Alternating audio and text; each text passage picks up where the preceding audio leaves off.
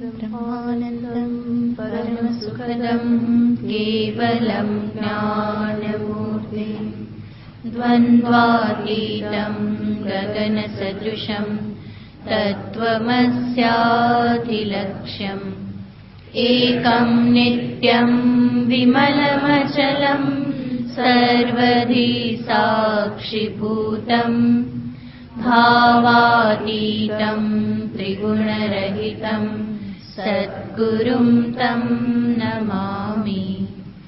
ॐ पार्थाय प्रतिबोधितां भगवता नारायणेन स्वयं व्यासेन ग्रथितां पुराणमुनिना मध्ये महाभारतम् अद्वैतामृतवर्षिणीं भगवतीम् अष्टादशाध्यायिनीम् अम्ब त्वामनुसन्दधामि भगवद्गीते भवद्वेषिणीम्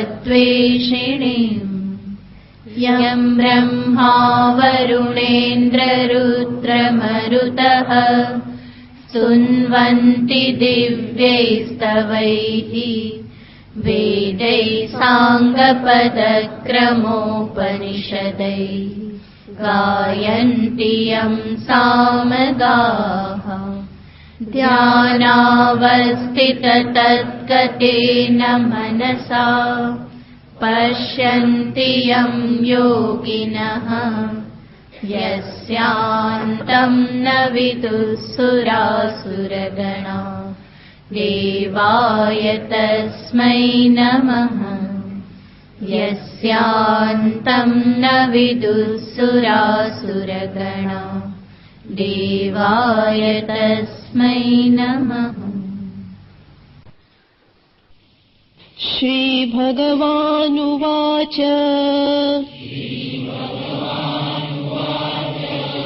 इमं विवस्वते योगम् प्रोक्तवानहमव्ययम्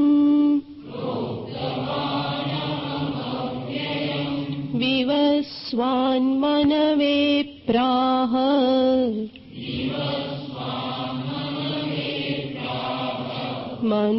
मनुरिक्ष्वाकवे ब्रवीत् एवं परम्परा प्राप्तम्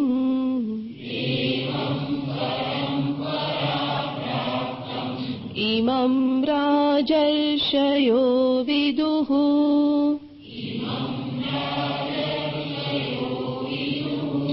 सकाले नेह महता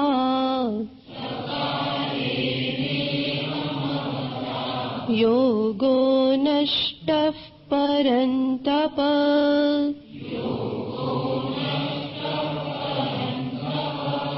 स एवायं मया तेद्य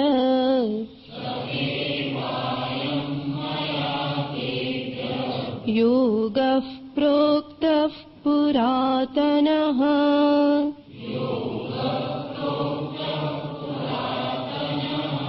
भक्तोऽसि मे सखा चेति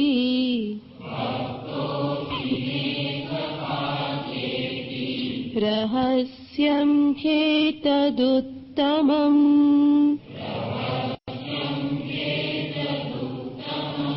अर्जुन उवाच अपरं भवतो जन्म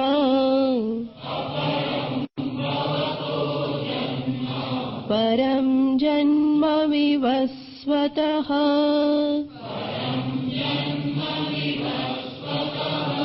कथमेतत् विजानीयाम्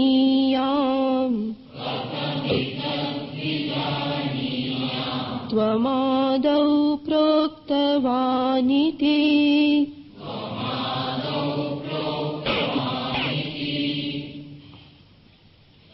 ચતુર્થ અધ્યાયના પ્રારંભમાં ભગવાન શ્રી શ્યામ સુંદર પરંપરાનું વર્ણન કરે છે. પરંપરાનું વર્ણન એટલે કે આ જે બ્રહ્મ વિદ્યા, જે આ જ્ઞાન જે છે, જેને રહસ્ય કહેવામાં આવે છે, કે જે રહસ્ય શા માટે છે, તો કે એ સામાન્યતયા ઉપલબ્ધ નથી. એ જ્ઞાન એ પરંપરામાં નિહિત છે, એના દ્વારા રક્ષિત છે, અને એટલા માટે એ રહસ્ય બની રહેશે. તો ભગવાન પરંપરાનું નિરૂપણ કરે છે અને એમાં દર્શાવે છે કે આ જે યોગ હતો, આ યોગ એટલે કયો યોગ, તો કે જ્ઞાન યોગ જે છે, કર્મયોગ, જ્ઞાન યોગ, આ જે કંઈ જ્ઞાન છે, સાધના છે, એ પરંપરા પ્રાપ્તમ, આ પરંપરા દ્વારા પ્રાપ્ત છે. અને પરંપરાનો પ્રારંભ ક્યારથી થયો, તો ભગવાન દર્શાવે છે કે ઇમમ વિવસ્વતે યોગમ અહમ પ્રોક્તવાન. ભગવાન કહેશે કે સર્વપ્રથમ આ જ્ઞાન મેં જ વિવસ્વાનને એટલે કે સૂર્યને આપ્યું. તો ભગવાન સ્વયં કહેશે કે આ પરંપરા જે છે એનો પ્રારંભ મારા દ્વારા થયેલો છે. અને પછી વિવસ્વાને મનુને આપ્યું, મનુએ ઇક્ષ્વાકુને આપ્યું, અને ઇક્ષ્વાકુથી પછી એક ક્ષત્રિય પરંપરામાં, ક્ષત્રિય રાજાઓમાં આ જ્ઞાન છે એ બધું નિહિત રહ્યું, એના દ્વારા રક્ષિત રહ્યું. પરંતુ ધીમે ધીમે કાળે કરીને આ જે જ્ઞાન છે એ લુપ્ત થવા લાગ્યું. નષ્ટ નહીં પરંતુ લુપ્ત થવા લાગ્યું. એનું રક્ષણ કરવું કઠિન થવા લાગ્યું. કારણ કે જેમ જેમ સમય જતો ગયો એમ એમ બહિર્મુખતા વધતી ગઈ, કાળનો પ્રભાવ પડતો ગયો, અને એના કારણે આ જ્ઞાન છે એ ધીમે ધીમે લુપ્ત થવા લાગ્યું. આ જે પરંપરા પ્રાપ્ત જે જ્ઞાન હતું એ ધીમે ધીમે નષ્ટપ્રાય થવા લાગ્યું. અને ભગવાન કહે છે કે એ જ જ્ઞાનને પુનર્જીવિત કરવા માટે અત્યારે હું ફરી પાછો આવેલો છું. તો ભગવાન શ્રી કૃષ્ણચંદ્ર છે એ આ જ્ઞાનને ફરી પાછું પુનર્જીવિત કરવા માટે, એટલે કે જે શાંત થયેલું હતું, લુપ્ત થયેલું હતું, એ જ્ઞાનને ફરી પાછું ચેતનમય કરવાને માટે ભગવાન આવેલા છે. એવું કહેવામાં આવે કે ભગવાન આવ્યા છે શેના માટે? આ પરંપરાને ફરી પાછી રિચાર્જ કરવા માટે આવેલા છે. પેલી બેટરી ડાઉન થઈ ગઈ હતી એટલા માટે ફરી પાછા ભગવાન આવી અને આ જ્ઞાન અર્જુનને પ્રદાન કરી અને ફરી પાછું એને ચાર્જિંગ કરી દેશે. અને એટલા માટે આ ભગવાનનો અવતાર છે. અને ભગવાન જ્યારે આ પ્રમાણે કહેશે ત્યારે અર્જુનને થાય કે ભગવાન આવું રહસ્ય મને શું કરવા કહેતા હશે? તો ભગવાન કહેશે ભક્તો સીમે સખા ચેતી. હે અર્જુન, હું તને એટલા માટે કહું છું કે તું કોણ છે? મારો ભક્ત છે, અને સાથે સાથે તું મારો મિત્ર છે, સખા છે. આપણે છેલ્લા પ્રવચનમાં વાત કરેલી હતી કે આ જ્ઞાનને પ્રાપ્ત કરવાને માટે ભક્તત્વ છે એ મહત્વનું છે, શિષ્યત્વ છે એનું પ્રાધાન્ય છે, જ્યારે સખા હોવું એ એટલું મહત્વનું નથી. એટલા માટે ભગવાન સર્વપ્રથમ પ્રયોગ કરે છે ભક્તો સી, તું કોણ છે? મારો ભક્ત છે. અને સાથે સાથે આપણો જૂનો સંબંધ છે એ જૂનો સંબંધ પણ હું ચાલુ જ રાખું છું. અને એટલા માટે ભગવાન કહે છે ભક્તની સાથે સાથે તું સખા ચેતી, સાથે સાથે તું મારો સખા પણ છે. તો આ એક દ્રષ્ટિએ જોઈએ તો અર્જુન અને કૃષ્ણ આ બંને સખા છે. અને ભગવાન જ્યારે પોતાને સખા માને છે તો એક સખા તરીકે અર્જુન જ્યારે મુશ્કેલીમાં છે તો એને મદદ કરવી એ મિત્રનો ધર્મ બની રહેશે. તો ભગવાન એ રૂપે પણ અર્જુનને આ ઉપદેશ આપે છે. પણ સાથે સાથે જોઈએ તો ભગવાન આ ઉપદેશ આપે એ ગ્રહણ ક્યારે થઈ શકે? તો કે જ્યારે સામે ભક્તપણું રહેલું હોય. તો અર્જુનમાં જ્યારે ભક્ત પ્રગટ થઈ ગયેલો છે તો હવે સ્વીકાર કરવા પણ તૈયાર છે.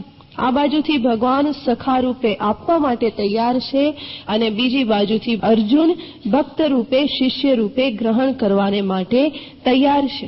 તો બંને બાજુથી બંને સ્થિતિનું સરસ રીતે નિર્માણ થયેલું છે. અને એ સ્થિતિમાં ભગવાન અર્જુનને આ રહસ્યમય જે જ્ઞાન છે એનો ઉપદેશ આપે છે. પરંતુ આ ઉપદેશ પ્રારંભ કરે એની પહેલા અર્જુનના મનમાં આ પ્રશ્ન થાય છે, અને એ ભગવાનને પ્રશ્ન કરે છે કે પ્રભુ અપરમ ભવતઃ જન્મ.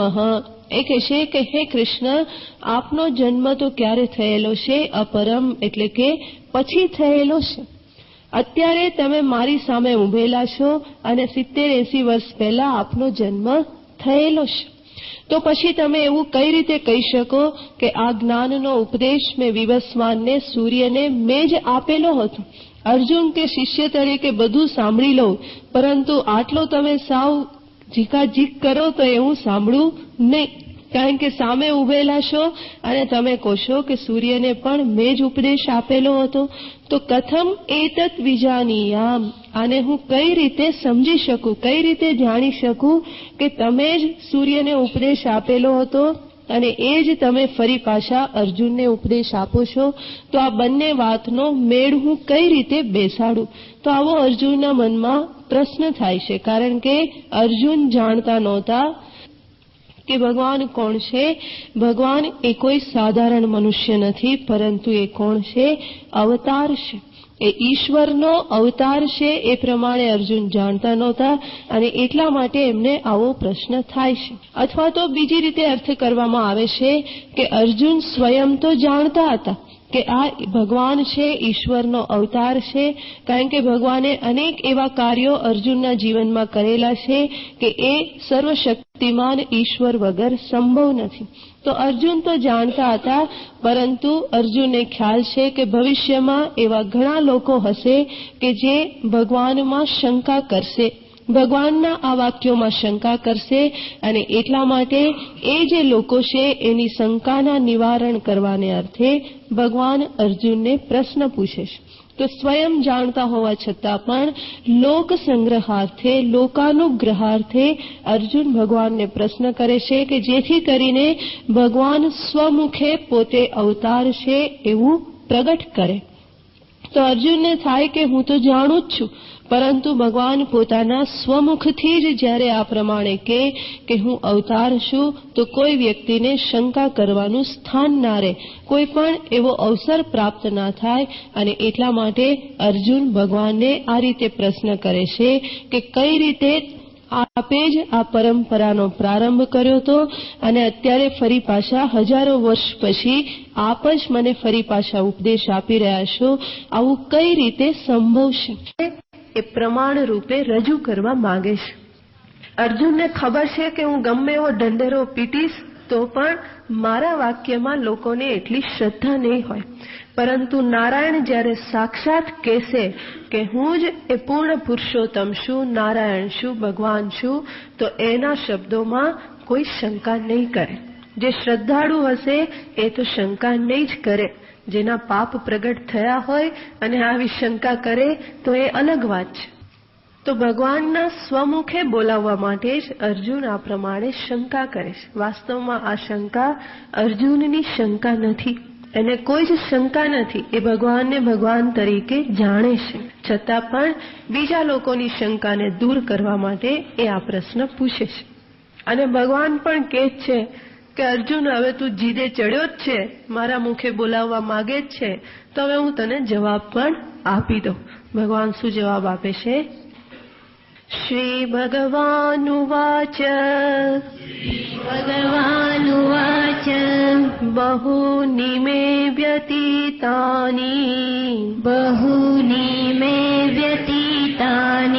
જન્માની તવ ચાર્જુન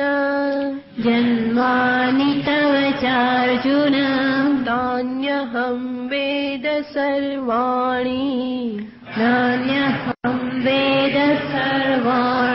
ન ત્વં વેત્થ પરંતપ.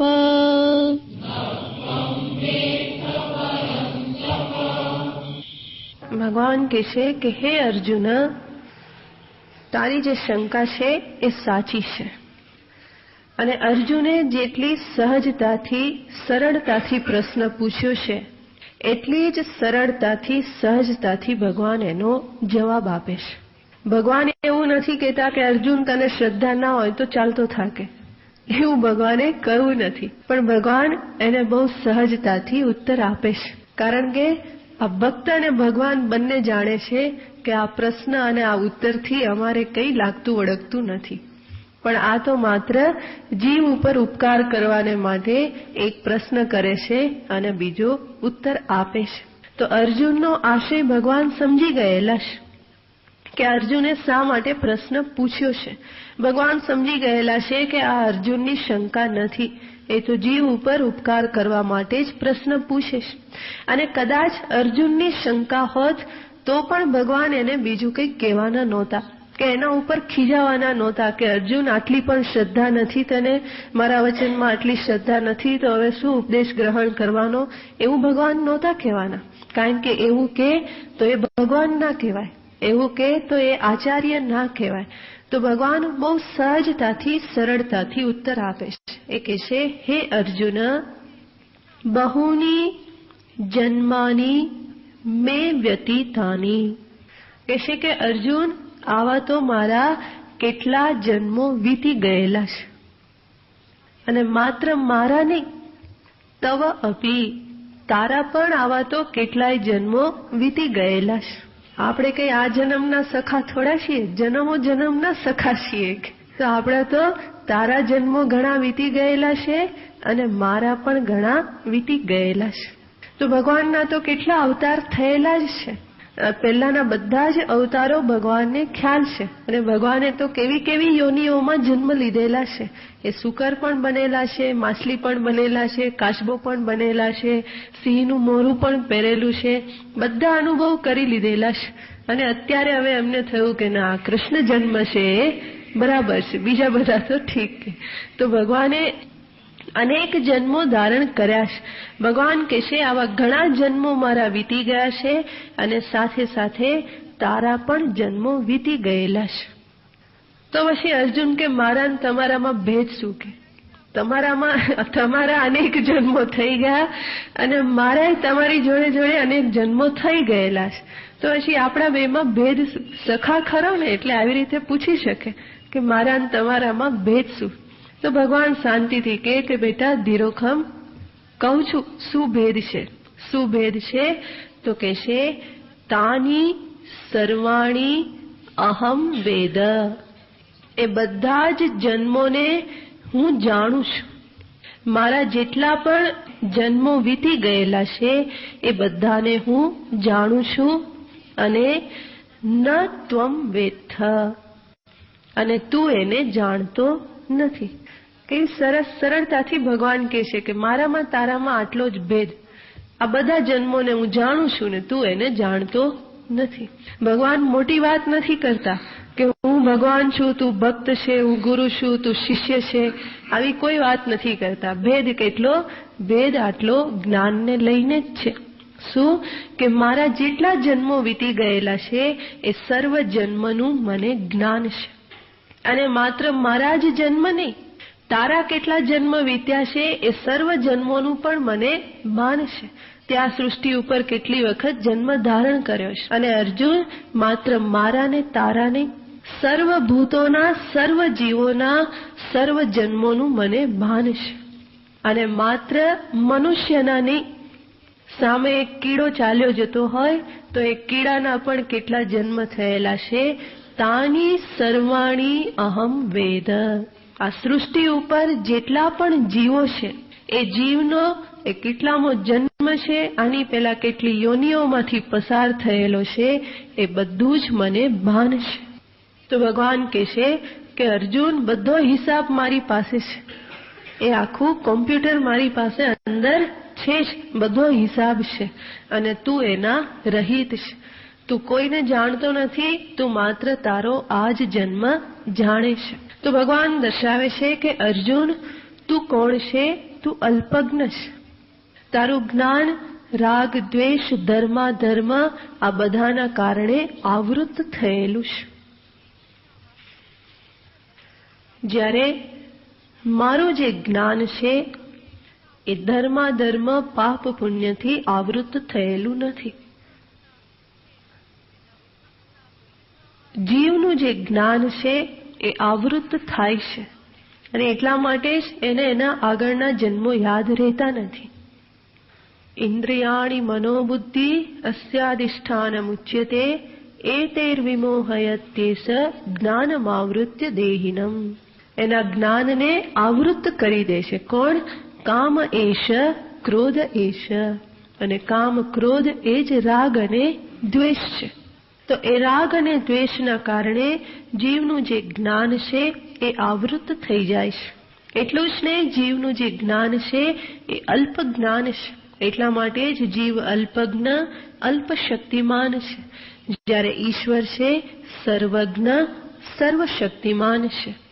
તો ભગવાન કહે છે કે મારું જે જ્ઞાન છે એ કોઈથી આવૃત થતું નથી. મારું જે જ્ઞાન છે એ હંમેશા અનાવૃત છે. એના ઉપર કોઈ પણ પ્રકારનું આવરણ આવવું સંભવ નથી. જીવના જ્ઞાન ઉપર માયાનું આવરણ આવે છે, પરંતુ મારા જ્ઞાન ઉપર માયાનું આવરણ નથી, બલકી માયા મારા જ્ઞાનના વશમાં છે. તો ભગવાન કહે છે કે હું ત્રણેય કાળનું જ્ઞાન ધરાવું છું. ભૂતકાળમાં મારા કેટલા જન્મો થયેલા છે, વર્તમાનનો જે જન્મ છે અને ભવિષ્યમાં પણ કોઈ જન્મ થશે તો એનું પણ જ્ઞાન મને અત્યારથી છે. તો ત્રણેય કાળમાં ભગવાનનું જ્ઞાન અનાવૃત રહેશે. એટલા માટે જ એને સર્વજ્ઞ કહેવામાં આવે છે. અને માત્ર પોતાના માટે જ નહીં, પોતાનો ભૂત અને ભવિષ્ય જાણે છે એટલું નહીં, સર્વ જીવોના ભૂત, વર્તમાન અને ભવિષ્યને જે જાણે છે. અને એટલા માટે એ ત્રિકાલજ્ઞ છે, સર્વજ્ઞ છે. પરંતુ જે જીવ છે એને નથી પોતાના ભૂતકાળનું ભાન કે નથી પોતાના ભવિષ્યનું ભાન. એને માત્ર એક જ કાળનું ભાન છે અને એ છે પોતાનો વર્તમાન જન્મ. અને વર્તમાન જન્મમાં પણ આવતીકાલે શું થવાનું છે એનું ભાન નથી. ભૂતકાળમાં થયું એ તો ખબર છે, અત્યારે શું થઈ રહ્યું છે એ જાણે છે, પરંતુ આવતીકાલે શું થવાનું છે આ વર્તમાન જન્મના પણ ત્રણ કાળનું જ્ઞાન નથી. તો સર્વ જન્મના ત્રણેય કાળના જ્ઞાનની તો વાત જ નથી. પણ જે ઈશ્વર છે એના માટે સર્વ કંઈ જ્ઞાત છે. ભગવાનને માટે કંઈ પણ અજ્ઞાત નથી. ભગવાનને બધી ખબર છે કે આજથી 10મા દિવસે ભીષ્મ પિતામહ ઢળવાના છે. એ ભગવાનને ખબર છે, પરંતુ એ અર્જુનને ખબર નથી. યુદ્ધમાં કોણ ક્યારે ઢળી પડવાનું છે, શું થવાનું છે, એ સર્વ કંઈ ભગવાનને ખબર છે. તો ભગવાન છે સર્વજ્ઞ છે. સર્વ જીવોના જન્મ વિશે, સર્વ પદાર્થોની સ્થિતિ વિશે, તો દેશ, કાળ, વસ્તુ, નિયત આ સર્વનું જ્ઞાન ઈશ્વરને છે. એટલે ભગવાન કહે છે તાની સર્વાણી અહમ વેદ. અર્જુન, એ સર્વને હું જાણું છું, પરંતુ ત્વમ ન વેત્થ, તું એને જાણતો નથી. આના દ્વારા ભગવાન દર્શાવે છે કે સૃષ્ટિની આદિકાળમાં પણ મેં જ અવતાર ધારણ કરેલો છે અને ત્યારે જ મેં સૂર્યને જ્ઞાન આપેલું છે, પરંતુ તને આ વાતની ખબર નથી. અને એટલા માટે શંકા થાય કે પહેલા તમે કેવી રીતે આપેલું હતું, તમે તો અત્યારે જ આવેલા છો. કારણ કે જીવને માટે તો વર્તમાન જન્મ જ સાક્ષાત છે, એનું જ જ્ઞાન એને છે, આગળ પાછળના જન્મનું જ્ઞાન નથી. તો ભગવાન કહે છે કે ન ત્વમ વેત્થ, અર્જુન તું એને જાણતો નથી. આટલો આપણા બંનેમાં ભેદ છે. આ પ્રમાણે દર્શાવી અને ભગવાન હવે પછી અવતારનું નિરૂપણ કરે છે કે ભગવાને કહ્યું કે મારા અનેક જન્મો વીતેલા છે. તો એ જે જન્મો થાય કે ભવિષ્યમાં જે જન્મ થવાના છે, તો ભગવાનનો જન્મ કઈ રીતે થાય છે અને ભગવાનનો જન્મ કયા પ્રયોજનથી થાય છે, આ જે વાત છે એ ભગવાન હવે પછીના શ્લોકોમાં દર્શાવવાના છે. કે ભગવાનનો જન્મ થાય, ભગવાન અવતાર ગ્રહણ કરે તો એની પાછળ હેતુ શું છે. જીવ જ્યારે જન્મ લેશે તો એની પાછળનું કારણ તો એના કર્મો છે, એના ધર્મ અને અધર્મ, પાપ અને પુણ્ય, જે આ કર્મ છે એ જ એનું કારણ છે. કર્મણા જાયતે જંતુ કર્મણેવ પ્રવિલીયતે. કર્મથી જ જીવનો જન્મ થાય છે અને કર્મથી જ જીવનો વિલય થાય છે, મૃત્યુ થાય છે. તો સ્વાભાવિક જ પ્રશ્ન થાય કે ઈશ્વરનો જન્મ શેના કારણે થતો હશે. ભગવાને એવા કયા પાપ અને પુણ્ય કર્યા કે જેના કારણે ભગવાને જન્મ ધારણ કરવો પડે. તો જીવના જન્મ માટે તો નિમિત્ત છે એના કર્મો. ઈશ્વરના જન્મ માટે નિમિત્ત શું છે? તો એ નિમિત્ત શું છે? એ ભગવાન પોતે જ દર્શાવવાના છે. કારણ કે ભગવાનનો જે અવતાર થાય કે જન્મ થાય તો એ કર્મના કારણે નથી થતો. ભગવાનના એવા કોઈ કર્મો નથી કે જેના કારણે એને જન્મ ધારણ કરવો પડે. તો ભગવાનના જન્મમાં નિમિત્ત શું છે? ભગવાનના જન્મ માટેનું પ્રયોજન શું છે? શા માટે એમણે જન્મ લેવો પડે છે? તો એ સર્વનું નિરૂપણ ભગવાન સ્વયં કરવાના છે કે મારો જન્મ કઈ રીતે થાય છે અને સાથે સાથે કઈ રીતે કયા પ્રયોજનથી હું જન્મ ધારણ કરું છું. આ કેવી સ્થિતિ છે કે ભગવાન સ્વયં પોતાના જન્મનું વર્ણન કરે છે. કોઈને પોતાના જન્મનું વર્ણન કરતા આવડે? આપણને ખબર નથી. આપણે જન્મ્યા ત્યારે આપણને ક્યાં યાદ છે કે કેવું દુઃખ થયું હતું, કેવી રીતે જન્મ થયો, આ સૃષ્ટિમાં કેવી રીતે આવી ગયા એ આપણને ખબર નથી. વિચારીએ તો એવું લાગે કે આમ ટપકી પડ્યા હતા અને આવી ગયા. અત્યારે અહીંયા રહેલા છીએ એટલે આપણે સૃષ્ટિમાં આવ્યા છીએ એવું લાગે, પણ કેવી રીતે આવ્યા હતા એ જન્મનું વર્ણન આપણે કરી શકતા નથી. પરંતુ ઈશ્વરનું ઈશ્વરત્વ છે કે પોતાના જન્મનું વર્ણન કરે છે કે કઈ રીતે હું આ સૃષ્ટિ ઉપર જન્મ અવતાર ધારણ કરું છું. તો આ પ્રશ્નના ઉત્તર રૂપે ભગવાન અર્જુનને આગળ કહેશે કે જેમાં ભગવાન અવતારવાદનું નિરૂપણ કરે છે કે કઈ રીતે ભગવાન પોતે અવતાર ધારણ કરે છે, અવતાર એટલે શું, અવતાર ધારણ કરવાનું પ્રયોજન શું છે, આ બધું જ ભગવાન પછીના 6-7 શ્લોકમાં ભગવાન વર્ણન કરે છે. તો શરૂઆતમાં ભગવાન કહેશે 5મો શ્લોક. ભગવાન કહેશે, હે અર્જુન, બહુની જન્માની મે વ્યતીતાની, મારા અનેક જન્મો વ્યતીત થયેલા છે. તવ ચ, મારા જેવી રીતે વ્યતીત થયા છે એવી રીતે તારા પણ અનેક જન્મો થયેલા છે. પરંતુ ભેદ શું છે? તાની સર્વાણી અહમ વેદ, મારા સર્વ જન્મોને હું જાણું છું. એટલા જ નહીં, તારા સર્વ જન્મોને પણ હું જાણું છું. એટલું જ નહીં, પ્રત્યેક જીવના સર્વ જન્મોને હું જાણું છું. તાની સર્વાણી અહમ વેદ, હું જાણું છું. ન ત્વમ વેત્થ, કિંતુ હે અર્જુન, હે પરંતપ, પરાન શત્રુન તાપયતિ ઇતિ પરંતપ. પરંતપઃ, તો એ અર્જુન કોણ છે? જે શત્રુને તાપ આપે છે. તો એને કહેશે પરંતપ. ભગવાન કહેશે કે પરંતપ ન ત્વમ વેત્થ, તું એ બધા જન્મોને જાણતો નથી. અર્જુનને કયા જન્મનું ભાન છે? આ અર્જુન રૂપે જે જન્મ છે એનું એને જ્ઞાન છે.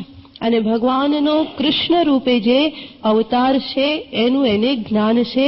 એનાથી આગળ પાછળનું અર્જુનને જ્ઞાન નથી. તો ભગવાન કહેશે કે આ સર્વ જન્મોને હું જાણું છું, પરંતુ અર્જુન તું એને જાણતો નથી. આ અવતારવાદમાં પ્રવેશ કરતા પૂર્વે ભગવાન અહીંયા જે કંઈ નિરૂપણ કરી રહેલા છે એને યોગ્ય રીતે સમજવા માટે કેટલીક પૂર્વ ભૂમિકા હોવી જરૂરી છે. તો એ જે ચર્ચા છે એ આપણે પહેલા કરીશું અને ત્યાર પછી આ શ્લોકના સંદર્ભમાં વિચાર કરીશું. સર્વપ્રથમ તો આપણે જોઈએ કે ભગવાનનો જે અવતાર છે એ અવતાર શા માટે થાય છે? તો કે સૃષ્ટિનું કોઈ કાર્ય કરવાને અર્થે ભગવાન અવતાર ધારણ કરે છે. આપણે જોઈએ કે ભગવાને જે સૃષ્ટિનું સર્જન કરેલું છે એ સૃષ્ટિમાં જ્યાં સુધી બધું બરાબર ચાલતું હોય ત્યાં સુધી તો કંઈ તકલીફ નથી. પરંતુ જ્યાં કંઈક ગરબડ ઊભી થાય, અવ્યવસ્થા ઊભી થાય, કોની દ્રષ્ટિએ? જીવની દ્રષ્ટિએ નહીં, પરંતુ ઈશ્વરની દ્રષ્ટિએ. બાકી જીવની દ્રષ્ટિએ તો હંમેશા ગરબડ એને દેખાય જ છે. અને તો ભગવાન ક્યારેય નવરા ના પડે. હંમેશા એને થાય કે ભગવાને આવવું જ જોઈએ. આટલો બધો કળિયુગ આવી ગયો, આટલો સમય આવી ગયો, તો હજુ કૃષ્ણ કેમ સૂતો છે? કે ભગવાન કે મને ખબર છે હું કેમ સૂતો છું, મને ખબર છે મારે ક્યારે આવવાનું છે. તો ભગવાનની દ્રષ્ટિએ જ્યારે સૃષ્ટિમાં કંઈક અવ્યવસ્થા ઉત્પન્ન થાય છે, કંઈક ગરબડ ઉત્પન્ન થાય છે, ત્યારે ભગવાન એને ઠીક કરવાને માટે ફરી પાછા અવતાર ધારણ કરે છે. તો જે સૃષ્ટિ ભગવાને સર્જન કરેલું છે જગતનું, એ સૃષ્ટિની સ્થિતિ જાળવવાને અર્થે ભગવાન અવતાર ધારણ કરે છે. તો કલ્પ પર્યંત સૃષ્ટિ રહેશે, એ કલ્પ પર્યંત સૃષ્ટિને ટકાવી રાખવાને અર્થે વચ્ચે વચ્ચે એની સ્થિતિ જ્યારે ડામાડોળ થઈ જાય છે, સ્થિતિ જ્યારે ભયમાં મુકાય છે, ત્યારે ભગવાન આ પૃથ્વીલોક ઉપર અવતાર ધારણ કરી અને ફરી પાછી એને સ્થિતિને ભયમુક્ત કરી દે છે. તો ભગવાનની દ્રષ્ટિએ જ્યારે સૃષ્ટિમાં કોઈક અવ્યવસ્થા જણાય ત્યારે ભગવાન આ સૃષ્ટિ પર અવતાર ધારણ કરે છે.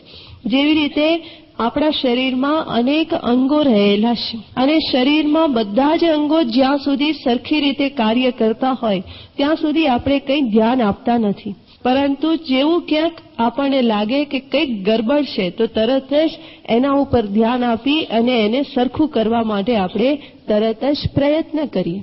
તો એવી રીતે ઈશ્વરની સૃષ્ટિમાં જ્યાં સુધી બધા જ અંગો, બધા જ ઓર્ગન્સ જ્યાં સુધી સરખા કાર્ય કરતા હોય, આ સમગ્ર સૃષ્ટિ છે એ ઈશ્વરનો દેહ છે. It's a cosmic body of lord.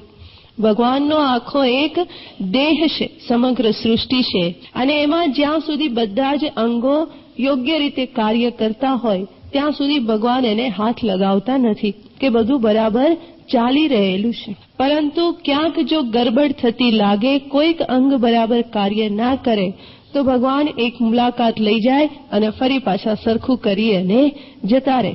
જેમ પેલી મોટી મોટી ફેક્ટરીઓના માલિક હોય, જ્યારે ઇન્ડસ્ટ્રીઝ આખું ગ્રુપ હોય, ટાટા બિરલા હોય, તો એ શું કરે, રોજ કઈ બધી ફેક્ટરીઓમાં જાય નહીં, પરંતુ જ્યાં એને જાણવા મળે કે પેલી ફેક્ટરીમાં કંઈક ગરબડ છે તો એક ઉડતી મુલાકાત લઈ અને ફરી પાછા સરખું કરીને આવી જાય, પછી વર્ષો સુધી ત્યાં ના જતા હોય. તો ભગવાન પણ કંઈક એવું જ કરે છે કે જ્યારે પણ સૃષ્ટિમાં આવી કોઈક અવ્યવસ્થા કે અશાંતિ જણાય, સૃષ્ટિની સ્થિતિ જ્યારે ભયમાં મુકાયેલી જણાય, તો ત્યારે ભગવાન આવી અને આ જે કાર્ય છે એ કાર્ય પોતાનું એ પાર કરે છે. અને આપણે જો વધારે વિચાર કરીએ તો પહેલા પણ આપણે જોયેલું છે કે સૃષ્ટિમાં કયું ઓર્ગન બરાબર કામ નથી કરતું. મનુષ્ય રૂપી જે એક અંગ છે એ જ મોટે ભાગે સરખું કામ ના કરે. જો કંઈ પણ અવ્યવસ્થા ઉત્પન્ન કરનાર હોય તો અવ્યવસ્થા ઉત્પન્ન કોણ કરે છે? બીજા કોઈ તત્વો, પશુ પક્ષી કે પછી બીજા કોઈ કુદરતી તત્વો છે એ સૃષ્ટિમાં કંઈ ઊંધાચતું કરતા નથી. એ તો ભગવાનના નિયમ મુજબ બધા ચાલે જ છે. પરંતુ મનુષ્યને થોડી સ્વતંત્રતા મળેલી છે, બુદ્ધિ શક્તિ મળેલી છે, અને એટલા માટે એની ગાડી પાટા ઉપરથી વારંવાર ઉતરી જાય. તો એ ગાડીને ફરી પાછી ચડાવવા માટે ભગવાને આવવું પડે. તો મનુષ્ય એક એવી ચીજ છે કે જે સૃષ્ટિની જે સ્થિતિ છે એ સ્થિતિને એ ભયમાં મૂકી શકે છે, એને એ ડામાડોળ કરી શકે છે. અને આપણે પણ વર્તમાનમાં જોઈએ છીએ કે વર્તમાનમાં જે બધી સમસ્યાઓ અનુભવાય છે એની પાછળ મુખ્ય કારણ શું છે? મનુષ્યનો અવિવેક જ કારણ છે. એનો કોઈક પ્રકારનો લોભ છે, કોઈક પ્રકારનો અવિચાર છે કે જેના કારણે એ પોતે લાંબુ વિચારતો નથી, પોતાના સ્વાર્થને જુએ છે, તાત્કાલિક લાભને જુએ છે, અને એના કારણે એ સમગ્ર સૃષ્ટિમાં ખળભળાટ ઉત્પન્ન કરે છે. અને આપણે પુરાણોનું, શાસ્ત્રોનું જો અવલોકન કરીએ તો એમાં પણ ભગવાને ક્યારે આવવું પડ્યું છે?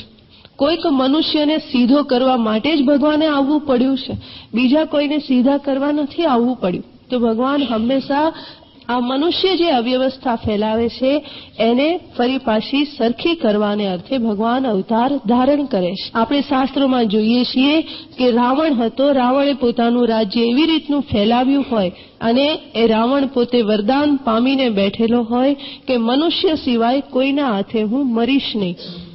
કારણ કે રાવણને પૂરેપૂરો વિશ્વાસ હતો કે કોઈ મનુષ્ય મને મારી શકે એમ નથી, મારા જેટલી શક્તિ કોઈ માનવમાં નથી, અને એટલા માટે એણે વરદાન માગેલું કે માનવ સિવાય મને કોઈ મારી ના શકે.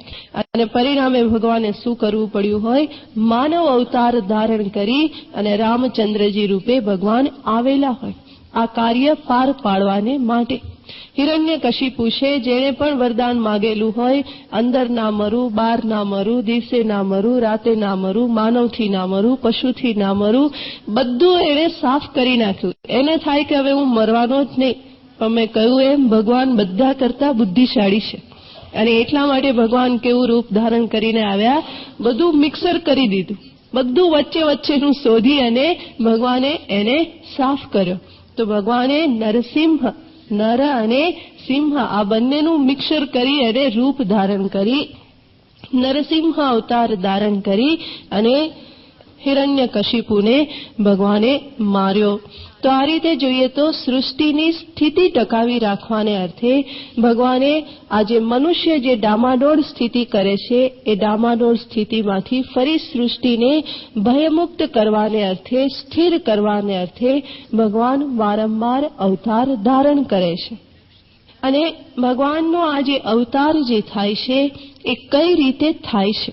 ભગવાન જ્યારે મનુષ્યનું શરીર ધારણ કરીને આવે છે તો ભગવાનને પણ એક મનુષ્યનો જન્મ થાય એવી રીતે જ જન્મ ધારણ કરવો પડે છે કે પછી મનુષ્યને જેવી રીતે કર્મના બંધનો અનુભવાય છે એવી રીતે ભગવાનને પણ કર્મના બંધન અનુભવાય છે? તો પછી ભગવાનનો જે દેહ ધારણ થાય છે એની પાછળનું કારણ શું છે? કયા કારણથી ભગવાન પોતે મનુષ્ય અવતાર ધારણ કરે છે? તો આ બધા જે પ્રશ્નો છે એના ઉત્તર આપણે શુક્રવારે જોઈશું, કારણ કે આજે સમય નથી. તો આજે બધી પ્રાથમિક માહિતી જે છે એ અવતાર વિશે એ બધી માહિતી હોવી અનિવાર્ય છે. તો જ પછી ભગવાન જે અહીંયા આપણને શ્લોક દર્શાવે છે એ શ્લોકને આપણે યોગ્ય રીતે સમજી શકીએ.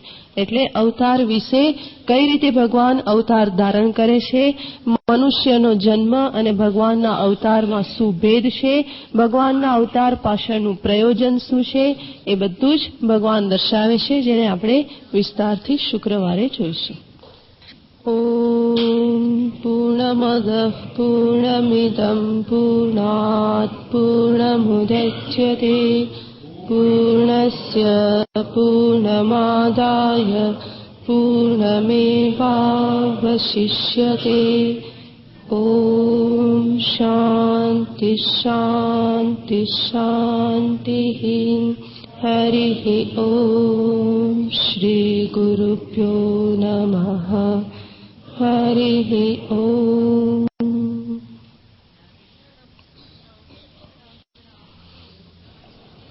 सत्य है करके नहीं बोल देना, उसमें भी अंकुश लगाया गया है. सत्यम ब्रूयात प्रियम ब्रूयात मां ब्रूयात सत्यम अप्रियम प्रियम च नानृतम ब्रूयात एष धर्म सनातन. मनुस्मृति में कही सनातन धर्म है क्या? सनातन धर्म सत्य तो बोलना चाहिए, लेकिन जो सत्य प्रिय नहीं, कोई अंधा है उसको कहेंगे आप अंधे हो, कोई लंगड़ा है उसको कहेंगे आप लंगड़े हो. सत्य तो है लेकिन वो प्रिय है क्या? प्रिय तो नहीं. तो जो प्रिय नहीं, सत्य होने पर भी नहीं बोलना. सत्यम ब्रूयात प्रियम ब्रूयात मां ब्रूयात नहीं कहना, सत्यम अप्रियम. देखो हमारे जीवन में हम देखें, हम क्या ऐसे बोल जाते हैं या नहीं, बिना सोचे समझे, इम्पल्सिवली. तो ऐसे नहीं होना. सत्य बोले, प्रिय बोले, अप्रिय सत्य को ना बोले. लेकिन प्रिय लगता है इसलिए झूठ भी ना बोले. प्रियम च न अमृतम ब्रूयात. प्रिय लगे, किसको अच्छा लगे इसलिए आप झूठ मूठ बोलते चले जाओगे, ये भी उचित नहीं. अगर इसको पालन करने लगे ना, कम बोलना हमारा बहुत कम हो जाएगा. अपने आप ऑलमोस्ट मौनी बन जाएंगे, क्योंकि देखेंगे, विचार बोलने से पहले अगर विचार करेंगे तो वो इसे तो बोलना ही नहीं चाहिए, तो वो बंद हो जाएगा. इस प्रकार धीरे धीरे वाक संयम आ जाएगा. गीता में भगवान कहे अनुद्वेग करम वाक्यम सत्यम प्रियम हितम जयत. ये सब विशेषण लगा. अनुद्वेग, दूसरे के मन में उद्वेग उत्पन्न नहीं करता हो, किसको डराना नहीं, किसके मन में भय नहीं उत्पन्न होना चाहिए, ऐसे वाक्य बोले. और सत्य होना चाहिए, प्रिय होना चाहिए, हित होना चाहिए, तब जाके वो वाक्य को बोले, नहीं तो वाक्य न बोले. उससे तो अच्छा है गूंगा बन के रहना. लेकिन जो उद्वेगजनक वाक्य है इसे नहीं बोलना चाहिए. और मिथ्या शब्द का उच्चारण नहीं करना चाहिए। तो ये सत्य को भी जीवन में उतारना होगा। और अक्रोधा, क्रोध का अभाव, क्रोध का अभाव, क्रोध न हो। क्रोध एक आवेश है, वो आ जाता है और तब जब क्रोध हो जाता है तो वो देखता नहीं, दिखेगा नहीं, उसको विवेक नहीं होगा। क्रोधांधा नैव पश्यति, क्रोधांध जब हो जाएगा, भगवान भाष्यकार कहते हैं गुरुम व्याक्रोशति, वो गुरु को भी आक्रोश करेगा। क्यों? क्योंकि उसको कर्तव्य ज्ञान नहीं रहता। क्रोध के कारण स्मृति नाश हो जाता है, स्मृति नाश होने से विनाश को प्राप्त हो जाता है। ये क्रोध से भी बच के रहना होगा। उसके एक एक विषय कैसे प्राप्त करना होगा, उसके लिए विस्तृत रूप से शास्त्र में वर्णन किया गया है। एक एक गुण को प्राप्त करने के लिए उपाय क्या है, क्या कैसे प्राप्त करें, किसको छोड़ने से वो प्राप्त होगा, ये सब विषय विचार। और वो आप लोग श्रवण करते रहते, सत्संग करते रहते, वो तो आता ही रहेगा, वो विषय आता ही रहेगा, लेकिन करना तो हमको होगा। श्रवण तो करा देंगे, आप सुनोगे, लेकिन उसको उतारना पड़ेगा जीवन में हमको। जो हम श्रवण करते हैं उसके बाद जाकर मनन करेंगे, विचार करेंगे। प्रत्यहम प्रत्यवेक्षेत नरश्चरितम आत्मनः, रोज रोज हम अपना आत्मनिरीक्षण करेंगे और जो सुने, जो गाइडेंस मिला है उसका हम पूरा लाभ लें।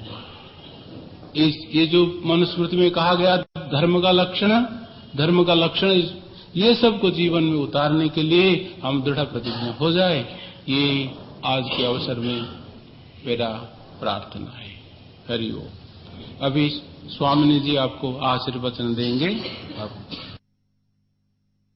ऐसे तो शिष्टाचार तो ऐसा है कि जो गुरुजन है, आचार्य है, उसकी उपस्थिति में जो शिष्य के स्थान में है वो किसी को आशीर्वाद नहीं देगा।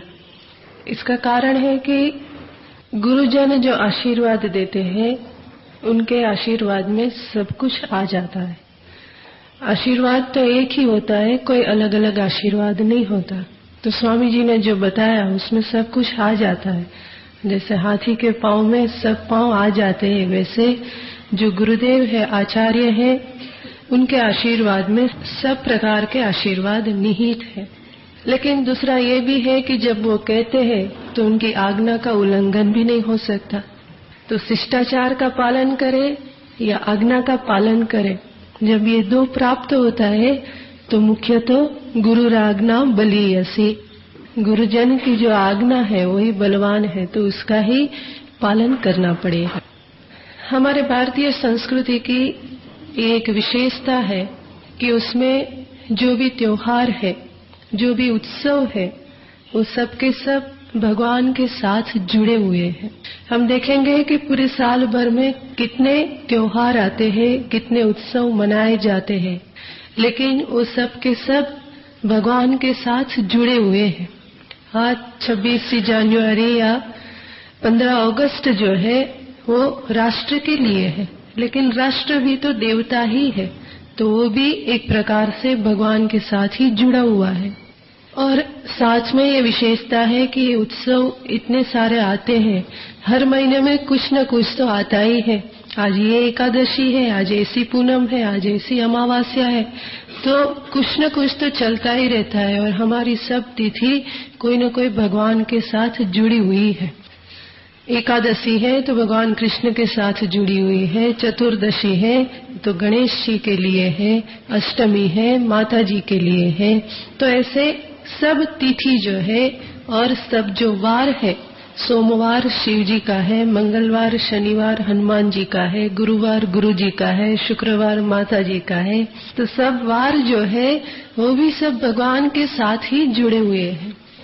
इसका अर्थ है कि जब भी ऐसे कोई त्योहार सामने आता है, कोई उत्सव हम मनाते हैं, तो इतने जो सारे उत्सव आते हैं उसका प्रयोजन है कि मनुष्य को हो बार बार भगवान का स्मरण दिलाए। हम अपने व्यवहार में, अपने कार्य में बहिर्मुख हो जाते हैं, भगवान को भूल जाते हैं। जिस भगवान का हमारे ऊपर अनंत उपकार है, उनकी अनंत कृपा से ही हम जीवन जी रहे हैं, तो उसका विस्मरण हो जाता है। तो ऐसा कोई त्योहार आ जाता है कि जिस निमित्त से हम भगवान का स्मरण कर पाए और उनके प्रति हमारी कृतज्ञता अभिव्यक्त कर पाए। और साथ में दूसरा प्रयोजन है, जैसे स्वामी जी ने अंत में बताया, ये सब जो उत्सव आएंगे तो मनुष्य अपने जीवन के लक्ष्य के प्रति, जीवन के प्रयोजन के प्रति वो जागृत होगा। तो शास्त्र में तो स्वामी जी ने बताया, वैसे कहा है, प्रत्यहम प्रत्यवेक्षेत नरः चरितमात्मनः। जो नर है, मनुष्य है, उनको रोज रोज अपने चरित्र का निरीक्षण करना चाहिए, रोज रोज अपना हिसाब अकाउंट क्लियर करना चाहिए। लेकिन बहिर्मुखता के कारण और कार्य में व्यस्त होने के कारण वो रोज रोज हम शायद नहीं कर पाते। इसलिए हमारी संस्कृति में ऐसे ऐसे उत्सव है कि जिस निमित्त से हम अपने जीवन का निरीक्षण कर पाए, अंतर में भगवान को उसका हम स्मरण कर पाए, उसी प्रयोजन से इस प्रकार के त्योहार आते रहते। तो जिस निमित्त से ये सब कुछ है, वो निमित्त का हम स्मरण करके अपने जीवन में उसका हम उपयोग कर ले, कि जब भी इस प्रकार का उत्सव है तो भगवान के सामने बैठ के हम प्रार्थना करें, अपने जीवन को याद करके। हमारा जीवन भी स्वयं एक ईश्वर ही है, जीवन भी स्वयं प्रभु ही है, तो उसका भी स्मरण करें, उसका भी निरीक्षण करें और देखें कि हम किस तरफ जा रहे हैं, किस तरफ जाना है, कहाँ सुधार लाना है, कहाँ वृद्धि करना है। वो निमित्त से हम उसको याद करके फिर उसके प्रति हम जागृत हो जाए, यही इसका मुख्य प्रयोजन है। दीपावली है, जन्माष्टमी है, कोई भी त्योहार है तो भगवान की याद दिलाते हैं।